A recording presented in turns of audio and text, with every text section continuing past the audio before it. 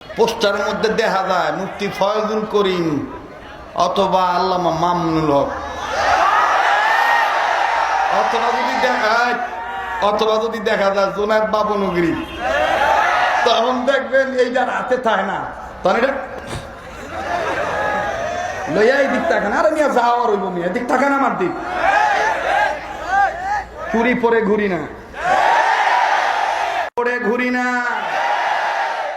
আগেই বলেছি, হয়তো মরণ যদি আমার জেলখানায় থাকে।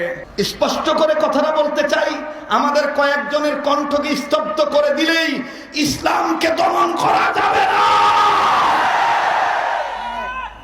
ইসলামকে দমন করা যাবে না। অনেকে বলে যে হুজুর এই সময় এই কথা টথা বইলা বাইরে লইতে চান, শরীয়তপুরি কি নয়া মানুষ নি?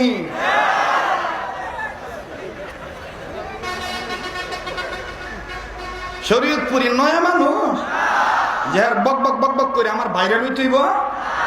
যেই সময় যেটা দরকার উলামা হক্কানীদের নৈতিক দায়িত্ব, ওই প্রেক্ষাপটে ইসলামী আন্দোলনের কথা বলা। কেন আমি সুবহানাল্লাহ সুবহানাল্লাহ মাশাআল্লাহ, কেন আমি? অনেকে আমাদেরকে প্রশ্ন করে, হুজুর আপনি কোন পীর ধরছেন? এই পীর কি এরকম তেজস্বী বক্তব্য দিতে কয়? এখানে আমাদের অনেক আমার হযরতের অনেক মুজাজ আছেন, বিশেষ করে মুস্তাকিম বিল্লাহ হামিদি দামাত বারাকাতুহু আলিয়া, উনি আছেন, আরো অনেকেই আছেন। আমাদের একজন হযরত যিনি শেখুল উলামা খাদেমুস সুন্নাহ থানভী রহমাতুল্লাহির প্রতিচ্ছবি, হাব্বি রহমাতুল্লাহির প্রতিচ্ছবি, তিনি আমাদেরকে বায়াত করার সময় হাতের উপর হাত রেখে শক্ত করে ধরে কইছে, যদি জিহাদ ফরজ হয় তাহলে জিহাদ করব।